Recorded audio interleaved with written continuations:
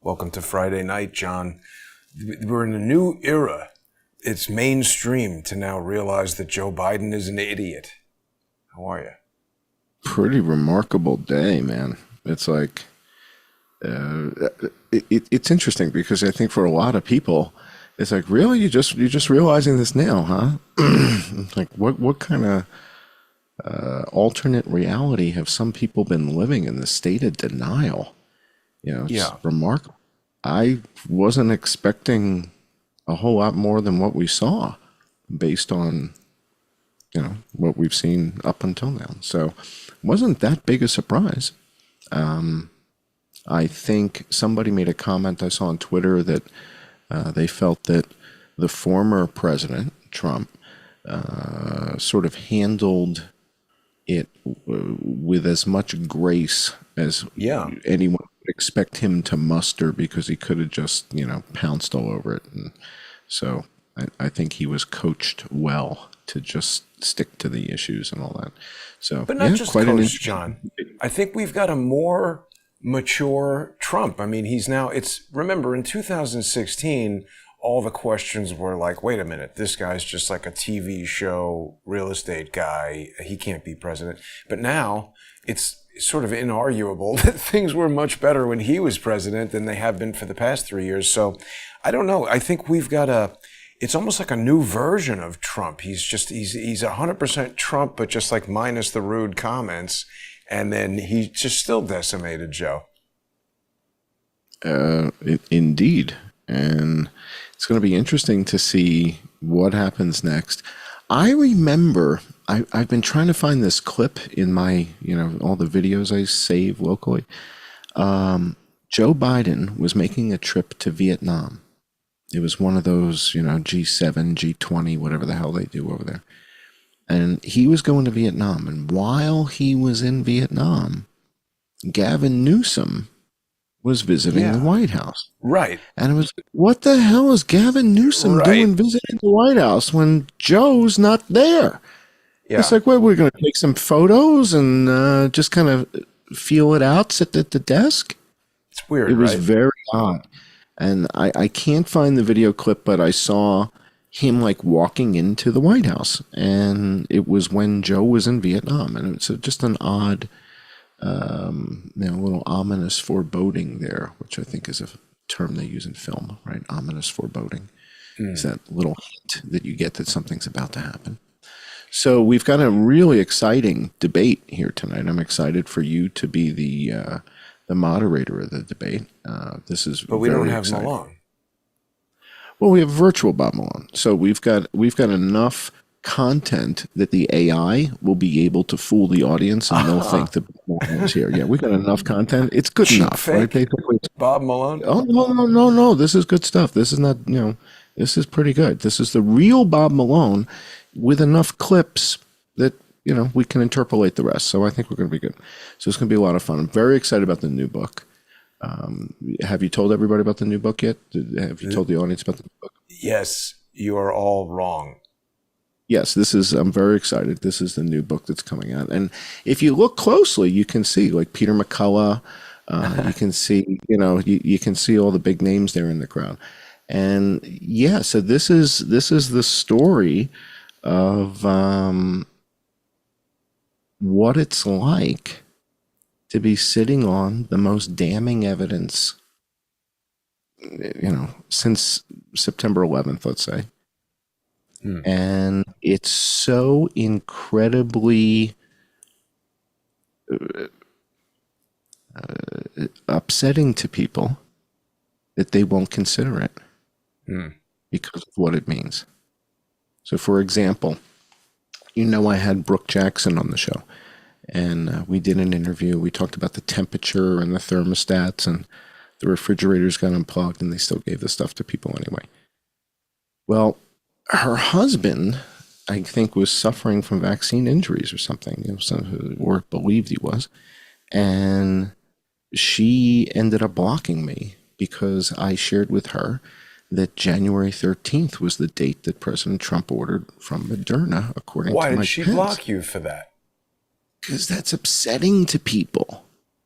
And they can't handle that level of Wait, this is the potential lady who's deception. like the whistleblower who was working at some factory and then got represented by Robert Barnes. Is that right? She was working for a company that ran the clinical trials during the manufacturing. Before they release the products, they do clinical trials. And she's tried to say, hey, you can't use these. And they said, get this lady out of here or something. She lost her job for blowing the whistle, stopping the clinical trial production, and say, "Well, you guys are violating this, you're violating that. The refrigerator's unplugged. Stop, stop, stop." And they said, "No, you're fired." Right. So that's the net of it. And what I shared with her on Twitter was that Mike Pence said, and Ivanka said, that Trump ordered these vaccines January 13th of 2020. And if that's the case, the likelihood that it was for something more dangerous is pretty high. So what happened to her husband, though? I don't know. We heard the same sort of thing from Charles Rixey, right? Charles Rixey also said he's having issues with his heart or whatever it is. So again, I'm not a doctor. What the hell do I know? I don't know what's going on with these people, and if in fact it has any correlation with their vaccine status or whatever. I'm simply pointing to the dates and saying Mike Pence said and Ivanka said that Trump ordered these vaccines January 13th. And on January 13th, we weren't yet at 2 dead, and we didn't yet know if it was contagious. So those are just uncomfortable facts, right? That's like Al Gore. What's the uncomfortable truth? What's he called? Yeah. As he jets around the world. Inconvenient truth I is want to that tell you something about vaccine injuries, though. Yeah. So you saw I was covering this Felix Sater trial like last week and everything. So I don't know exactly why, but there was a phone like DDoS campaign where my father and my ex-wife were getting just tons of phone calls from tax preparation places saying, hey, we're returning Jason Goodman's phone call. So I yesterday spoke to my ex-wife for the first time in 2 or 3 years, and she told me that her, in addition to getting all these phone calls, her and her new husband both got really super sick after taking the second COVID vaccine. And she says that she feels like she got vaccine injured and she doesn't want any more COVID vaccines. Interesting, right? It's the first person I know who's told me that they think. That they've said, yikes, I think I made a mistake. Yeah. Again, most people don't want to admit it. I've spoken to people who describe all these problems and don't associate it with that. Right. And so again, I don't have a horse in the race, right? I'm just looking at the data, and the data is pretty compelling, and the dates are really compelling, and it's enough so that people get scared. People, the cognitive dissonance, again, from the story you were told. Right? Same thing with Melissa McAtee. Melissa McAtee ran the Pfizer quality. I forgot to turn on your channel, man. I'm sorry. We're going to have to run the live stream. There's a lot to remember to get the show going. I'm sorry, everybody over at the John E. Hoover channel. We'll be starting. So you guys will be seeing this half an hour or an hour delay. So the net of this is Melissa McAtee, she's on the production line at Pfizer in Kansas. And she's reporting anomalies that she sees because she's in charge of, quality auditing. Quality auditing are the people on top of quality control. Okay. So this is like the final checking. This is the quality control. Yeah. This is the auditing. final. Yeah. Final. These are like the guys who get to drive the Ferrari around the track, right? And make sure there's nothing wrong with it, right?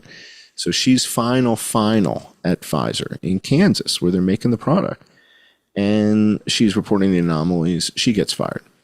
But they don't know. It's like the compartmentalization of the information. They don't know what's in those ingredients that comes in through the shipping department, right? They don't get to check that stuff. They're just looking.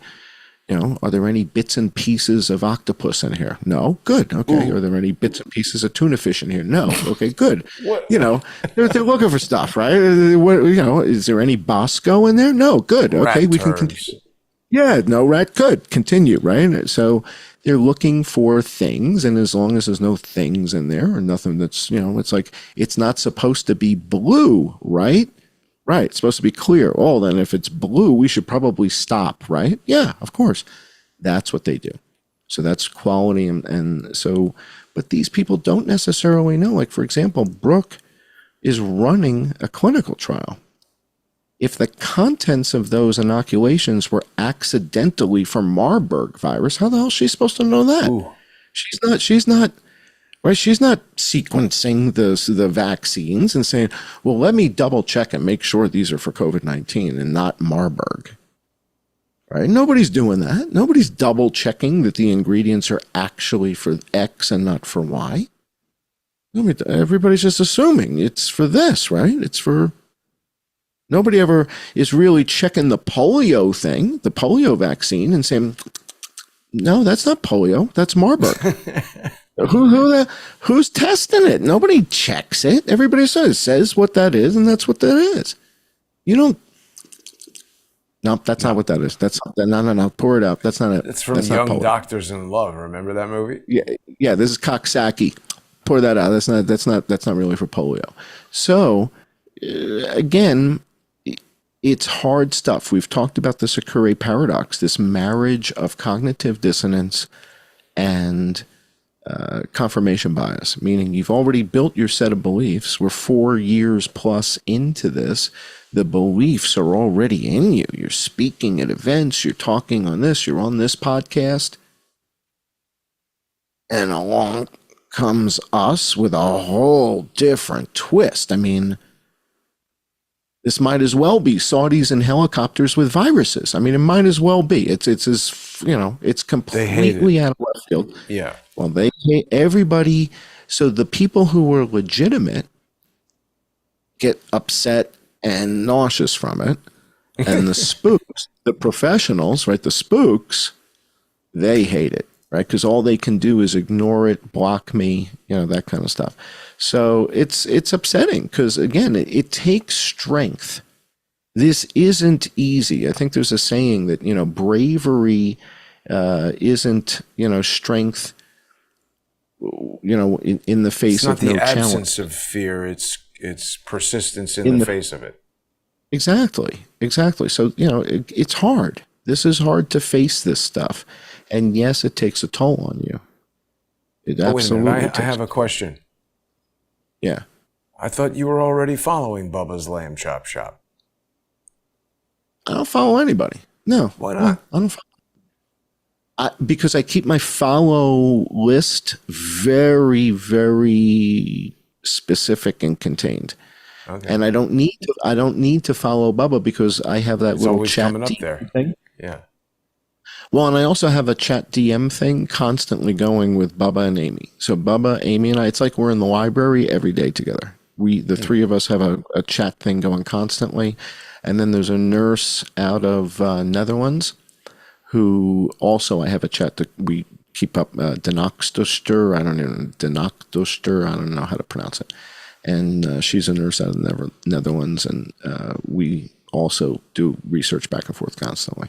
So I don't need to follow them. They're sending me DMs.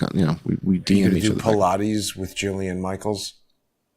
I was excited to see her visiting. Yeah. I mean, if she wants to meet for coffee, she's kind of cute. She's age appropriate, right? She's 50 something. I like Jillian so she's age appropriate. Yeah, I'll have coffee with her.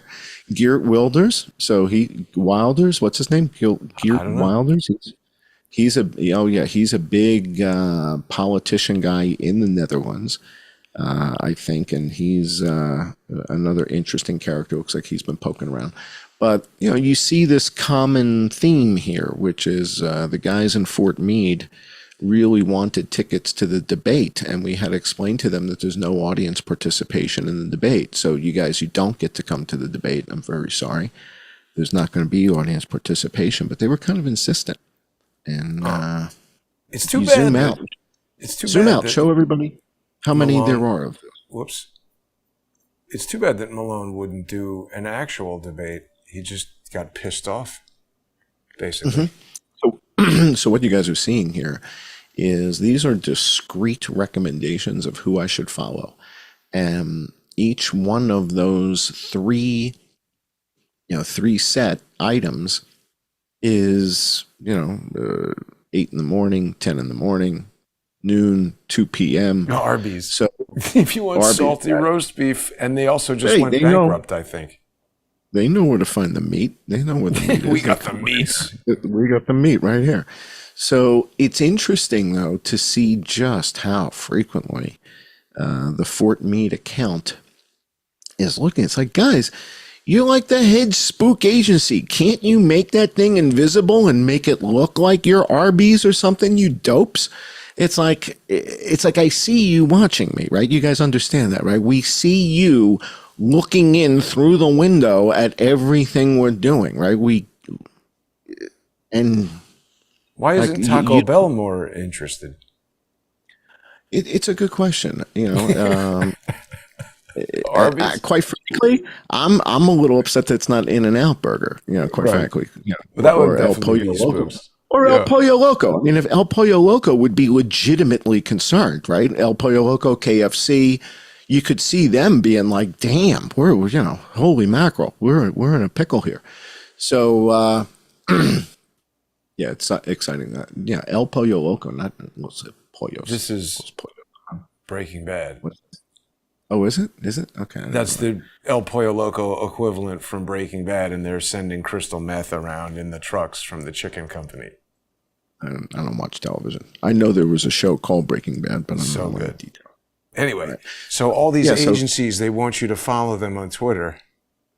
It seems, I get all these DMs from Japanese girls telling me that they don't know me, but their sisters saw my sister saw your profile, and it's in Japanese. So it's like... Serious question, though, about Twitter, John, because a lot of people, I was noticing, I've had a really nice uptick in Twitter following since berating Norm in the street.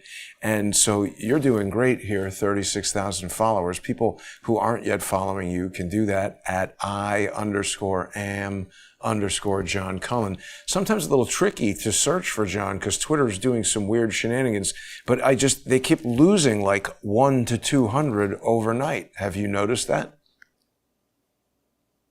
No, I have not. Who's losing 1 or 200 overnight? Me, followers. Yeah, losing 1 or 200 past several nights overnight. Like this will go down to 0.2 or 0.3 overnight, I think. No, what I've noticed is very limited engagement from my posts. Right, they're throttling stuff now. Oh my God, yeah. And it's getting really, really obvious. So and did you notice this? There is a new articles function on Twitter. You have to pay to use that, but it's actually worth it because it's allowed me to put the full Twitter coup on Twitter. And now it doesn't like to distribute stuff from Substack. So look at this. 147,000 people have seen this since I put it on there 3 weeks ago. Right. Big difference. So they really control how the message gets out there. Wow, I'm surprised he let that happen. That slipped through the cracks. That's not supposed. Yeah, that's not supposed to happen. Somebody lost their job over that, or they're about to tomorrow morning. Yeah, or Monday morning. Yeah. So Hans Figglesworth is watching on Twitter and wants to take you to El Pollo Loco for lunch. I think it's a good idea. I'm a big fan. I used to go there all the time. Really? Oh, yeah. When I lived in L.A. and I was working at Oracle, that was like my favorite place. Yeah, absolutely. All right, so what do we have? Our next slide. So let's take a look at this because we got a bunch to get to before we go to the patron-only portion. And the patron-only portion is where we really get into this hot debate with Bob Malone. And, a lot of people know about that original 2009 pandemic. Do you remember that? The 2009 swine flu? Do you remember that? I do. Barack Obama, the swine flu, 2009. I remember reading about it. I didn't know anybody. It's like nobody cared about that swine flu. Well, we're going to take a look at that video, right? And we're going to listen to Obama talk about that and what was happening then. We're going to look at that. We're going to listen to Donald Trump talk about China and the outbreak in China. We're going to listen to Donald Trump talk about the 1917 Spanish flu, which kind of stumped a lot of people. A lot of people were like, what the hell is he talking about? And all you have to do is ask. All you have to do is search. All you have to do is say, what is the 1917 Spanish flu? And a search engine will come back and say, well, according to Jeffrey Taubenberger, it's a different strain from the 1918 H1N1 because it was a goose. That's racist.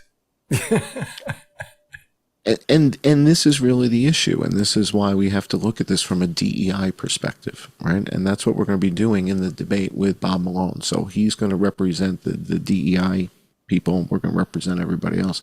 Is he? So that's going to be exciting. Oh, yeah, very, very exciting.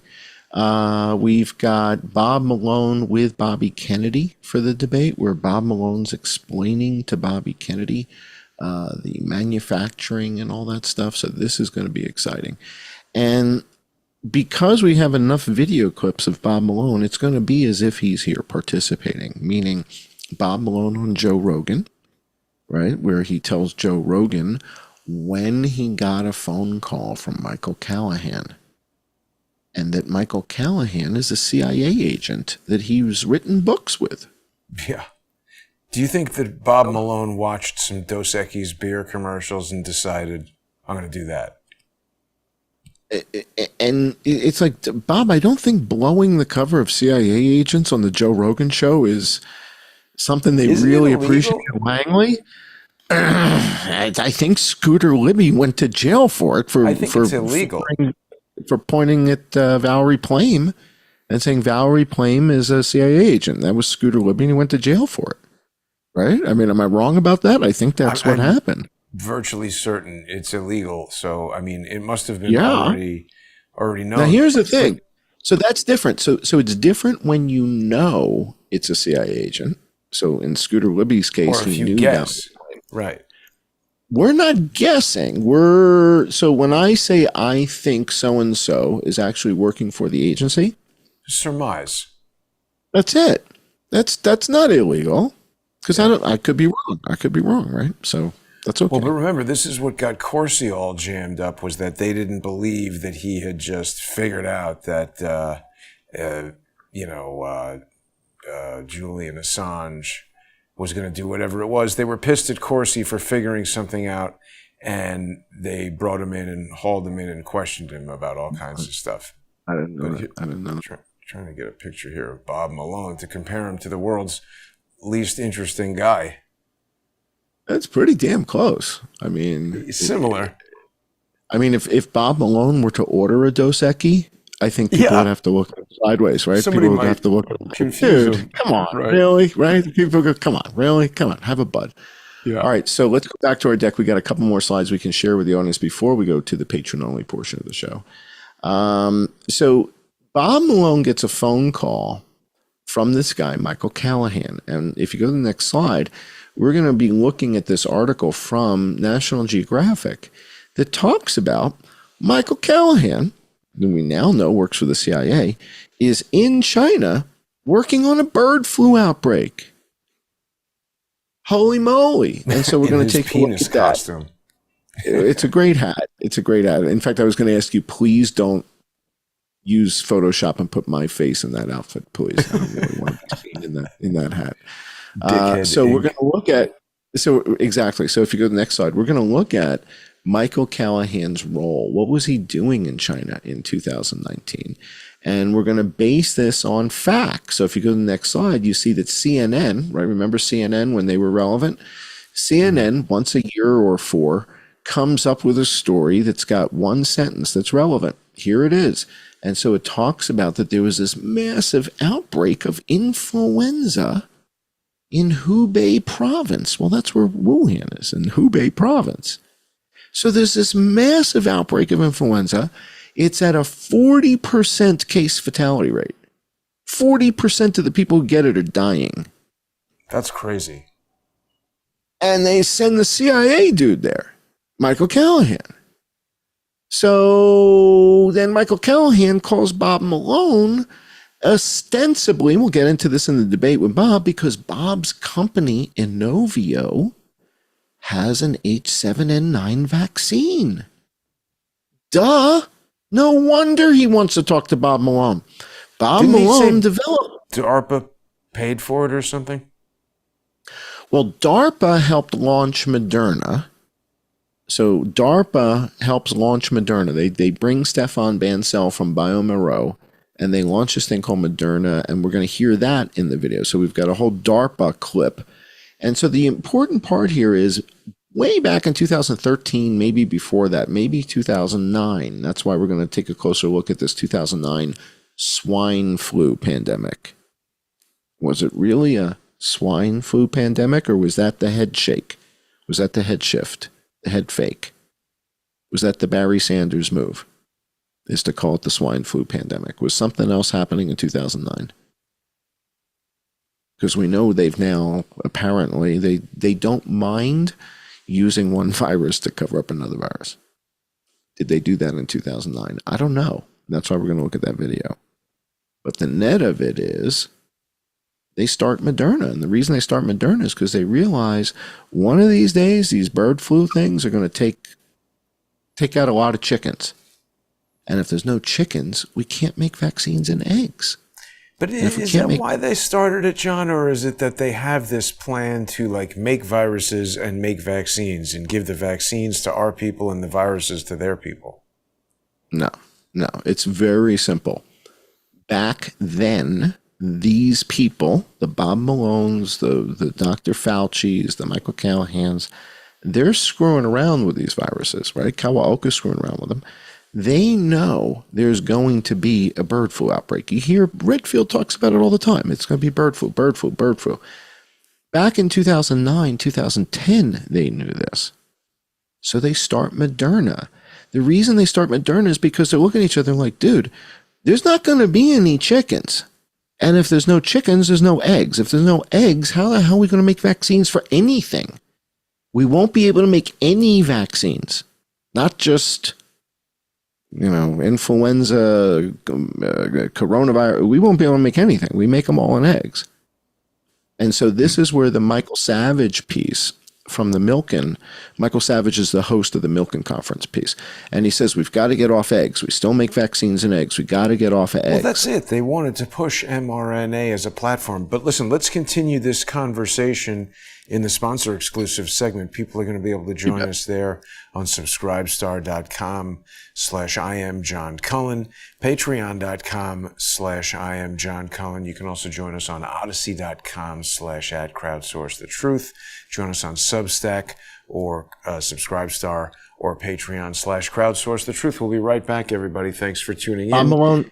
Bob Malone's in the green room. He said the meat and the bread are not the same size. He's complaining. Can you have somebody be with us? Somebody buzz him. Somebody take care of Bob Malone. We'll see everybody. We'll take care of Bob. He's complaining about the meat. Everybody.